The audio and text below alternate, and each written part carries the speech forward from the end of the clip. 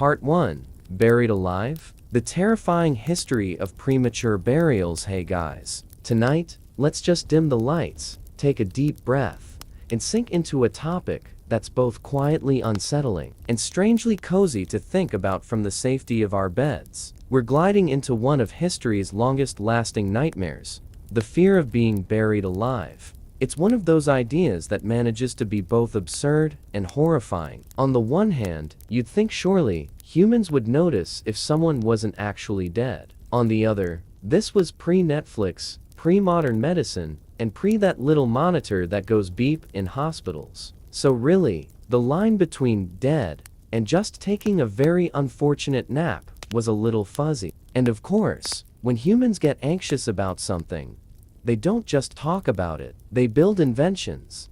They write pamphlets. They legislate. They panic in style. Tonight, we're floating through centuries of sleepy corpses, questionable doctors, and coffins with bells attached. So, tuck yourself in. Maybe check that your room is not equipped with the trapdoor coffin alarm system, because unless you have a string tied to your finger connected to a bell outside the window, you're already living more dangerously than some Victorians were comfortable with. Alright, let's drift back to the roots of this morbid little obsession. It turns out, the fear of being buried alive is old. Like, ancient old. As long as humans have been putting other humans in the ground, there's been that sneaking suspicion. What if we're a little too early? Now, in ancient times, medical knowledge was, shall we say, flexible. People fainted. People went into comas. People drank a little too much questionable wine and passed out. The signs of death weren't always clear. Pulse checking was not exactly standardized. And so, you can imagine, mistakes were bound to happen. Pliny the Elder, Rome's favorite encyclopedist and professional, guy who wrote everything down whether you asked or not, actually tells us a few stories about people being buried prematurely. For example, he notes cases where folks had woken up on funeral pyres, which is not exactly the nicest alarm clock. That's going from nap to roast in 0 seconds flat. And in the ancient world, burning the body was pretty common, which did, unintentionally, solve the problem of premature burial in the most horrifyingly final way possible. No second chances. If you weren't dead yet, you were about to be. Efficient, if nothing else. But as we float toward the Middle Ages, burial replaced cremation in much of Europe, and that meant the risk of being sealed in a coffin, tucked into the earth, and left to think about your life choices, went up considerably. Of course, medieval people didn't need much help being anxious. Their lives were already filled with plagues, wars, bad dentistry, and nobles named Henry fighting over nothing. But the thought of waking up underground? That really added a new dimension of stress. Medical practice was, well, like rolling dice. Doctors sometimes declared people dead when they were just unconscious. Comas, seizures, even certain fevers could mimic death. And because the church was very insistent that burials happen quickly, partly for hygiene, partly for religious reasons, there was often no time to sit around and make sure someone was completely gone. There are scattered medieval chronicles reporting that graves were occasionally found disturbed from within, coffins scratched, lids cracked, which could mean a person woke up underground, or it could mean grave robbers got there first. Either way, not exactly reassuring. Still, evil people mostly accepted the risk. If God wanted you buried alive, then congratulations, you got a surprise challenge mode. But the real golden age of premature burial panic didn't hit until the 17th, 18th, and especially 19th centuries. That's when science and superstition collided in spectacular, anxious fashion. You see, the Enlightenment brought all kinds of curiosity about the body. Dissection, anatomy, resuscitation experiments. But medicine wasn't perfect yet. Doctors could study cadavers all day, but still struggle to tell if someone was, still using theirs. Enter parade of horrifying anecdotes. Newspapers love to print stories about awakened corpses, like the tale of Margery MacColl in Ireland, allegedly buried during a fever outbreak, only to wake when grave robbers tried to steal her ring. She supposedly sat up, scared them off, and strolled back home to her very shocked husband. Now, Whether that's true or just a good campfire story, it was enough to make people glance nervously at their coffins. Another famous case was Count Carnus Carnicki, a Polish inventor in the 1890s, who showed off his safety coffin. It came complete with an air tube, a ladder, and a bell system. So, if you woke up underground, you could ring for help, breathe fresh air, and theoretically, climb out. A whole coffin escape room package. But long before him, the 18th century was already buzzing with fear. Writers collected accounts of people discovered alive in morgues, in crypts, or on the autopsy table. In Paris, the Académie des Sciences even debated the official signs of death, because, frankly, nobody seemed sure anymore. The methods for confirming death got creative. Some doctors suggested placing hot pokers under the feet, or pouring vinegar and pepper into the mouth. Others recommended sticking needles under fingernails. Very relaxing. Imagine dozing off and waking up to that spa treatment. And when in doubt, people looked for decomposition, which, unfortunately, required patience. No one wanted to keep Aunt Margaret around long enough to see if she actually rotted. So instead, the obsession grew. Books were published on the dangers of premature burial. Poets wrote about it, philosophers mused about it, and the public started demanding solutions. This is where the safety coffin trend really took off. If people were going to spend eternity underground, they wanted some kind of insurance policy. Designs varied. Some included strings attached to the hands or feet of the corpse, leading up through the coffin and out to a bell or flag above ground. If the corpse moved, the bell would ring, alerting graveyard staff. Other versions included little windows, so someone could peek in and check, or air tubes, so you could breathe while waiting for rescue. Some coffins even had food compartments, just in case you wanted a snack while contemplating your life choices underground. Of course, the effectiveness of these designs was questionable. If you woke up underground, weak and confused, would you really have the energy to yank a cord hard enough to ring a bell on the surface? And even if you did, would anyone be standing by in the graveyard to hear it? The vibe was more theoretical comfort than practical safety. The Victorians, naturally, went absolutely wild with this. Because if there's one thing they loved more than repressed emotions and starched collars, it was elaborate death rituals. The 19th century was peak burial anxiety season. Publications like The Lancet debated the topic. Pamphlets circulated warning families to watch carefully before rushing someone into a coffin. Doctors began experimenting with new methods of testing for life, like holding mirrors under the nose to check for breath. Very scientific. And of course, all this tied neatly into the Gothic imagination. Stories of premature burial crept into literature. Poe, famously, made a whole career out of tapping into that dread. Readers couldn't get enough of the idea of being trapped alive underground. It was horrifying, sure, but also just comforting enough when read by candlelight before bed. Because nothing says goodnight like imagining yourself suffocating in a coffin. Now, while most of this panic was happening in Europe, other cultures had their own approaches. In some regions of China, for example, families were careful about confirming death with extended wakes. In parts of Africa,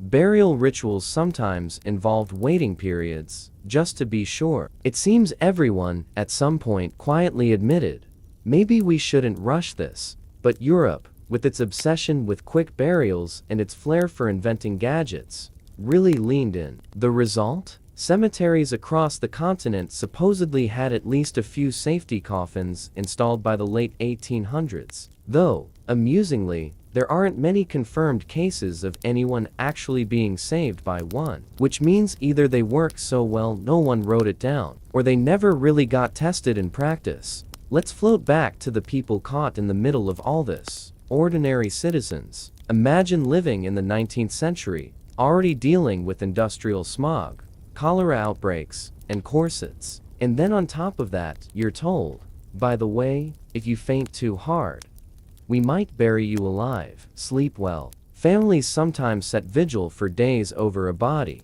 just to be sure. Some even poked or prodded their deceased relatives gently, of course to check for signs of life. In some households, the dead were kept in parlors, which gave a little extra time in case Uncle Harold decided he wasn't quite finished. So, while the coffin invention business thrived, the real precaution was just waiting. Time, it turned out, was the cheapest and most reliable safety measure. And yet, the cultural fascination persisted, because humans, as always, love to worry in style. The thought of premature burial wasn't just medical, it became symbolic. It showed up in art, literature, even politics. Being trapped, unheard underground, became a metaphor for everything from oppression to wasted potential. But of course, at the root of all that metaphor was the very real, very quiet fear that death might come just a little too early by accident. We'll drift deeper into this story in the next part, where things get even more Victorian, even more gadget-obsessed, and somehow, even more absurd. But for now, let's pause on this thought, that for centuries, one of humanity's greatest bedtime anxieties wasn't ghosts or monsters, but the possibility of hearing dirt falling on your coffin lid while you were still very much awake. Part R. The age of anxious coffins. Alright. Let us float gently forward. It is the mid-1800s now. The candles are flickering. The air smells faintly of coal smoke and overboiled cabbage, and everyone is quietly convinced they ray one fainting spell away from being shoveled into eternity. Medicine, bless it, was trying, but the average doctor in 1850 could confidently identify death only slightly better than a pigeon might. If someone wasn't breathing loudly, or moving much, or had gone an inconvenient shade of gray, well, that seemed decisive enough. Of course, this was also an era when arsenic, opium, and mercury were considered excellent ingredients for a nice afternoon tonic, so standards were not what we call rigorous. Let us settle into the cobblestone streets of London, or perhaps Paris, cities that never truly slept, but did spend a lot of time panicking about sleeping forever. The London problem in Victorian England. The population had exploded, cemeteries overflowed, literally, the smell of miasma, that invisible stinky vapor people blamed for every disease, hung over the city like a wet blanket. Parliament eventually passed the Burial Acts of the 1850s to build proper suburban cemeteries, where the air was allegedly fresher, but fresh air didn't fix people as terror of premature burial. If anything, the new cemeteries with their neat rows of sealed graves just made the fear feel more official. Newspapers occasionally printed a gruesome discovery: a coffin opened for relocation, revealing a skeleton turned sideways, a lid clawed from the inside. No proof these tales were real, but truth was optional. The Victorians adored a good moral panic. Doctors, meanwhile, kept proposing definitive tests of death. One surgeon, Jean-Baptiste Winslow, declared in 1840 that a body must show putrefactive signs before burial. That was tidy in theory, but families weren't thrilled about hosting an Edna until she developed evidence. So other tests circulated, some practical, others straight-up torture adjacent. There was the tobacco smoke enema. Yes, really, a gentle puff of nicotine into the rectum to rouse potential corpses, because apparently the Victorians never met a medical idea they didn't want to make weirdly invasive. Then came the tongue tug. A surgeon would clamp the deceased's tongue and pull sharply if they didn't react. Congratulations, the patient was verified, which feels more like harassment than diagnosis. But alright, and when those failed, people resorted to the final test: wait a bit longer and see if they rot. The Paris morgue. Morbid tourist spot. Let us glide across the channel for a moment to the Paris morgue. Picture a quiet building beside the Seine, its front window fogged with breath and curiosity. Inside, glass panels displayed the latest unclaimed bodies, washed, dressed, and carefully laid out on marble slabs cooled by running water. The idea was civic and scientific. If someone had been wrongly declared dead, the public display would quickly sort it out.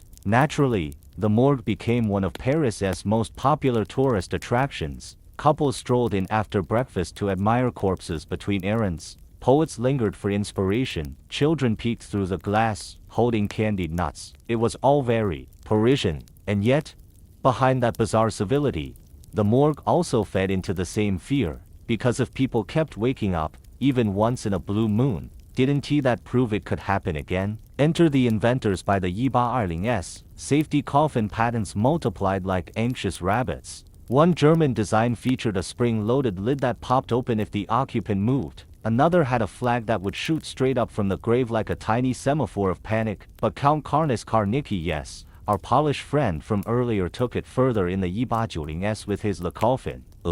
His invention was fitted with air tubes, a ladder, a viewing window, and a bell system. Demonstrations drew fascinated crowds. Actors pretended to wake, tugged the cord, and emerged triumphantly. Everyone applauded. No one mentioned how, 6 feet underground, with soil pressing on every side, a real human might struggle to move at all, let alone perform a flawless bell pull. But again, practicality wasn't the point. It was about comfort. The coffin didn't need to save you, it just needed to feel like it might. That truly is the most Victorian solution imaginable. Worry about something, spend enormous effort inventing a decorative fix, and then die anyway, reassured that you'd at least purchase peace of mind. The doctors who wouldn't give up. While inventors chased bells and ladders, doctors doubled down on medical certainty. In 1837, a Scottish physician named John Snow, yes, the same man who later discovered how cholera spread, published guidelines for confirming death. He suggested checking the pupils, pulse, and temperature. Radical, but even he admitted, the signs are not always clear. Meanwhile in Germany, Dr. Christoph Wilhelm Hufflin argued that bodies should be kept in waiting mortuaries, quiet halls where the recently deceased could lie for days until unmistakable decay set in. Cities like Munich actually built these halls. Each body was laid out on a bier, with strings attached to its fingers, the strings connected to bells in the watchman's office. If any bell rang, staff would rush in. It sounds humane, until you realize those watchmen sat alone all night in silent rooms surrounded by rows of corpses, listening for bells that, mercifully, almost never rang. The job turnover was, unsurprisingly, high. Edgar Allan Poe and the popular panic, of course. All this anxiety was perfect fodder for literature, and no one exploited it quite like Edgar Allan Poe. In 1844 小时, he published The Premature Burial, a story about a man so terrified of being buried alive that he installs elaborate safeguards, only to accidentally prove himself right. The tale wasn't sensational by modern standards. Poe's tone was calm, methodical, almost medical, but readers felt seen. They were already lying awake at night imagining coffins with bells. Poe simply dimmed the lights and said, "Yes, you're right to worry." The story sparked fresh waves of obsession. Newspapers reprinted it beside real-life anecdotes, and safety coffin sales apparently ticked upward. For a brief, strange moment, fear became fashionable. Royalty wasn't immune either. Even the upper crust caught the contagion of anxiety. Tsar Nicholas I of Russia reportedly ordered that, after his death, his body must be left unburied for several days, watched constantly, lest I be mistaken. He had absolute power over millions, yet trusted no one with the simple task of confirming he was gone.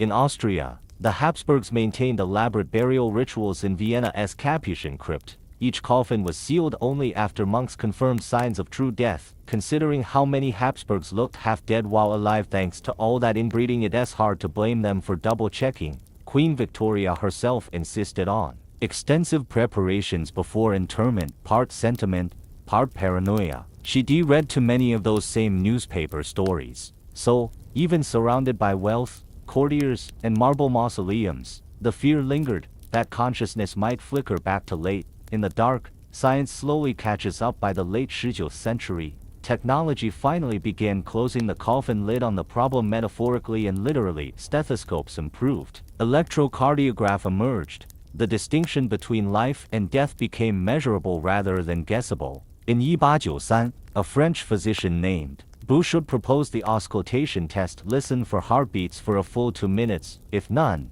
proceed confidently. He was mocked for being pedantic, but he was right. Even so, the idea of premature burial refused to die, because once a fear becomes cultural, it doesn't leave quietly. It lurks in bedtime stories, in whispered gossip, in that faint tap-tap thought at the back of the mind.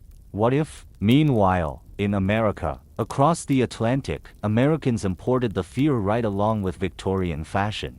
Undertakers advertised life-detecting coffins. Some states briefly debated laws requiring medical certificates of death, and newspapers, always eager for a headline, printed any rumor of buried alive rescues. One favorite tale came from North Carolina in the 1880s. a young woman supposedly exhumed because locals heard crying. From her grave, the coffin lid was splintered, her hands bloody. The story was probably fabricated, but by then, plausibility was irrelevant. The point was to thrill and reassure at once. If it happened there, it might happen anywhere. America's relationship with death was already complicated, equal parts denial and spectacle, so the idea slotted in perfectly. A culture of waiting as the century closed. Many families adopted informal waiting periods before burial. The wake, originally just a vigil, took on new importance. Sitting up all night beside the deceased wasn't just pious. It was practical. Someone needed to make sure grandpa didn't cough mid-sermon. And that's really how the practice of viewing evolved, a lingering echo of that old terror, dressed up as sentimentality. We call it closure. They called it caution. By 1900, safety coffin manufacturers quietly dwindled. The world had new worries now: industrial accidents, world wars, influenza. Being buried alive slipped down the list of plausible dangers, but not entirely. In rural areas, some folks still tied ribbons to their fingers just in case. The custom persisted into the early 20th century, a soft superstition clinging to the edges of modernity, a slow fade into myth. So, did it ever really happen? Were people truly buried alive in significant numbers? Modern historians think, probably not, at least, not enough to justify the centuries of anxiety. Most proofs come from dubious anecdotes, Gothic fiction, or misinterpreted archaeological finds, but the fear made sense. It combined two of humanity's least favorite feelings: helplessness and confinement, and unlike dragons or witches, this was a monster that seemed possible. Imagine it: no evil needed, no crime committed, just a simple, tragic mistake. It's horror by bureaucracy, and that, perhaps, is why it lasted so long. Let us ease our way out of the 19th century now, leaving behind the creak of hearses and the whisper of bells that never rang. In the next part, we'll drift through the early 20th century where modern medicine tried to declare victory, but ghost stories, medical mishaps, and a few chilling real cases refused to stay buried. Part 3. The last gasp of the buried alive panic. Alright, let's keep floating. We've left behind the foggy gaslights of the 19th century, and we're gliding gently into the new century, the 1900s. The world is getting faster, louder, and slightly more hygienic. Electricity is humming. Doctors have stethoscopes that actually work.